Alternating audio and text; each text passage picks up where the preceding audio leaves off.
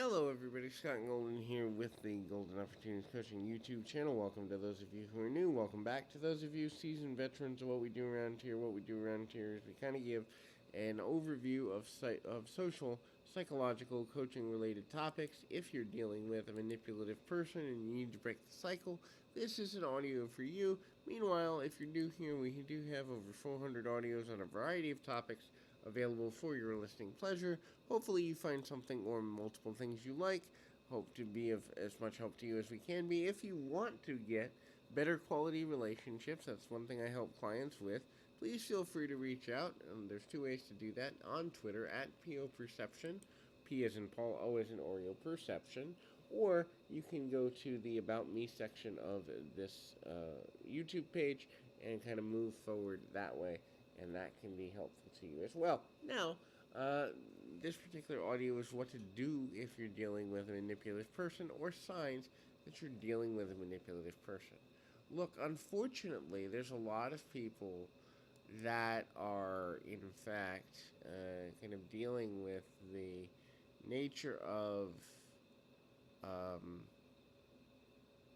you know, challenge. It's interesting. Um, it's interesting to look at kind of toxic relationships, and um, it's an interesting deal when you look at the value of what's happening and how things go and all of that. And so, how do you know if you're dealing with a toxic person? There's a lot of ways to know. There's a lot of ways to look at manipulation and see it for what it is. But the easiest way is to kind of be aware that every person can develop a motive that is less than friendly. It doesn't mean that you are a horrible person or that your picker is permanently broken. It just means sometimes we don't want to see the truth, and if we don't want to see the truth, we'll convince ourselves through interesting, truth telling that we are not in a toxic situation. So there's a few things I want to run through here really quickly. There's about, let's see, 3, 4, 5, 6, 7 things that will indicate you're dealing with a manipulative person. The first is, and simplest, is gossip. So, look, we all talk about other people. It's kind of how we stay connected socially. Not that we should, not that it's ever a good thing to gossip about other people, but I think very rarely do you find a person who doesn't gossip ever. Now, you may have a person who only gossips in extreme situations. You may have a person who only gossips when it's someone you mutually know, or they're worried about a person, or whatever. But if a person's main form of communication or main focus in communication is gossip, there's a problem with that. Lots of it. And so at the end of the day, there's challenges there, because if you're dealing with a person who's gossiping about others to you, they will be gossiping about you to others at some point. Even if it's not immediate and you're useful to them now, the minute you become less useful to them, they will start to speak negatively about you. The next is backhanded compliments. They'll say something like, "You're really smart for someone from around here. You're really pretty in comparison to the other women at the bar." There's always the backhanded compliment aspect to kind of the manipulative person.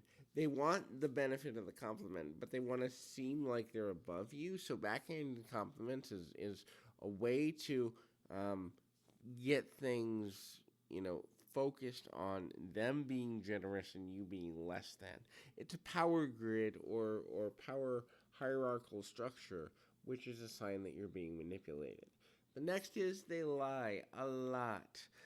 Borderline pathological liars and progressive liars, they're signs of manipulators, because the concept of truth, which is rather interesting because some people believe that there is universal truth, some people believe that there isn't. But we all kind of know, hey, the sky is blue, and if someone's trying to tell you the sky is green, or someone tries to tell you that their intentions are pure, but their actions don't line up with that purity, and they lie consistently, and they get caught, and they get called out on it, and they don't change, and they don't see a problem with the lying, and or they, in a lot of cases, with really manipulative people, they'll brag about how they lied to others, but they won't ever lie to you.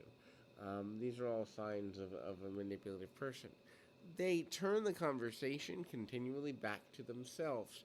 So the relationship is very them focused. So a manipulative person always has to benefit, or almost always has to benefit from every social interaction that they have.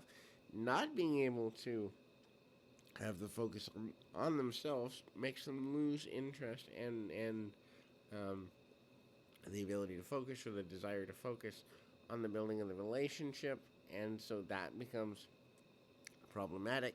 The next is they're hypercritical.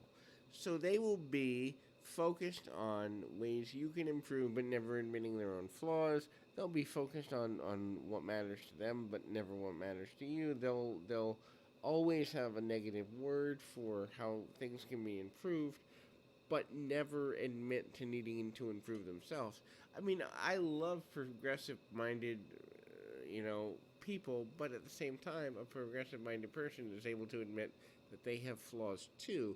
If a person is unable to admit this, chances are they're trying to manipulate the narrative of what's there. The next to last is they become jealous.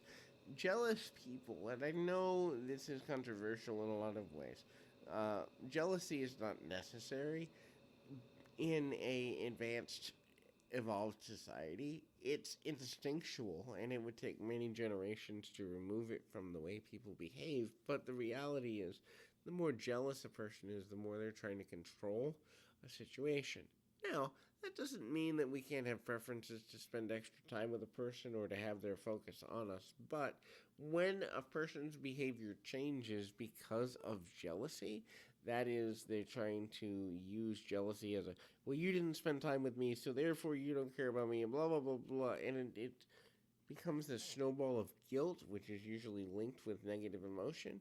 That's a sign the person's trying to manipulate you. In reality, we all have the ability to choose to do whatever we choose to do, as long as it's not doing harm to other people intentionally.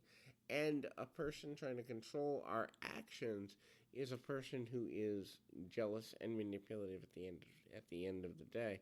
The next thing, or the last thing, is they're not dependable. So a manipulative person is only going to be as invested in a relationship as the benefit of how they are going to benefit from being involved in uh,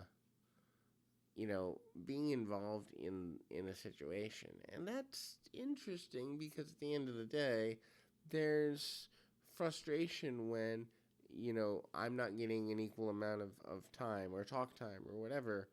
Um, it's just an interesting act there.